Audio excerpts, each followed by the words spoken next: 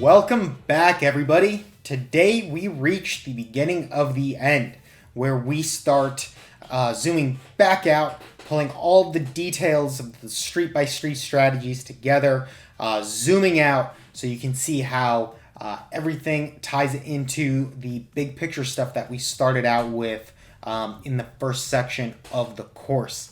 And today we are talking about betting patterns.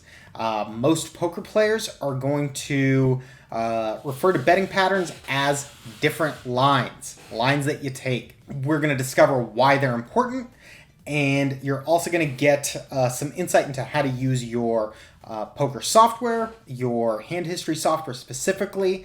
So let's get into it. There are some basic common ways that players will arrange their bets across the many streets, right? One example of this, right, is going to be the triple barrel. Most likely you have heard of this line. Maybe you've heard of the double barrel. A triple barrel refers to someone making a continuation bet on the flop. They get checked to on the turn. They fire another bet. They get checked to on the river, and they fire their third bullet. That would be a triple barrel. It is the most common way for the pre-flop raiser to get as much money in as they can into the pot, and you want to know what sort of hand strengths people are coming up with when they take that line, right? Just a quick exercise. Ask yourself what a single action like an insta pre-flop call reveals about a range. Well, if someone makes a call instantly, you know they're not thinking about folding, so they don't really have any borderline weak hands, and they weren't thinking about raising, so they likely have no borderline strong hands. That helps you narrow down their range just based off of that one little action that they took. All right. So similarly, the different patterns that you'll spot in people's betting lines are going to refer to similar hand strengths. That makes a huge impact on your win rate, because you're going to be able to better discern just how strong someone is simply based off of the line that they took. All right? Because there are only so many ways that you can get your bets in, right? There's only so many ways to get 3 bets in if you're the pre-flop raiser, right? If you're not facing any check raises from big blind, you just got to fire all 3 streets, right? That's the only way to get in. So what are some lines to investigate? Well, think about different ways that players will get just one bet in across all of the post-flop streets, right? They might make a C bet and then give up. They might check the flop, place a bet on the turn, and then check the river. Or they might check the first 2 streets and then bet the river, right? What I suggest is that where they place that one bet is going to refer to a different hand strength, different equities, right? So you want to know which one of those refers more to strength, which one of those refers more to bluffs, because then you can respond in kind, right? Also very important are ways that people get 2 bets in across all of the betting rounds. There are delayed C-bet lines where the flop gets checked, but then the turn and the river get bet. There are stop-and-go lines where someone makes a C-bet on the flop, they check the turn, but then they bet the river. And there's also the double barrel where they make a continuation bet on the flop, continuation bet on the turn, and the river gets checked through, right? Very important that you are tuned into these, because they are going to represent different hand strengths. And you are going to have more power, more information at your disposal when you know what those refer to. So just keep in mind that these are going to be board dependent. What I mean by that is, if you get a monotone flop, like a dripping wet flop, and someone fires all 3 streets, that's going to be a different category of strength than if someone fires all 3 streets, let's say, on a dry flop. And same with all these other betting patterns. The board texture is going to affect the equities that you are facing from your opponents there. All right? Probably the best software to work with this would be Hand to Note. It makes looking at these betting lines really easy and kind of like intuitive.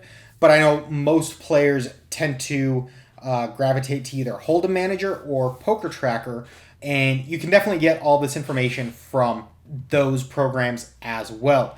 And I'm going to show you an example using Poker Tracker because it might be one that's least intuitive. So let me show you how some of this stuff works when you're trying to filter out for a line. Say that we want to look at the double barrel, the bet check line. You want to know what sort of hands people are dealing with when you see that. So how are you going to do that? Well, first what you want to do is decide if you're going to be investigating 2-bet pots, 3-bet pots, or 4-bet pots, right? And why don't we start out with 2-bet pots, because the single raised pot is going to be the most common scenario that you're in.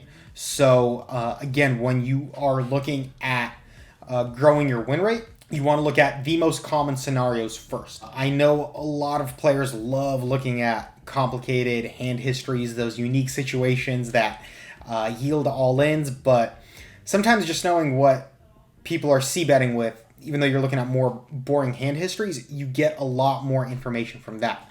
So that aside, let's go ahead and check 2-bet.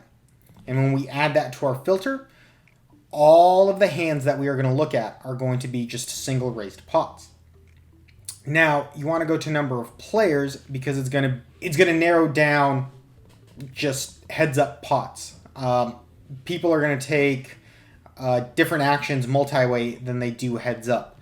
And since a lot of our strategy is really based around heads up, you want to make sure that you are looking at those pots only. All right, so I'm going to hit on. I'm going to add that to the filters, so this will eliminate all of the multi-way pots from our hand histories.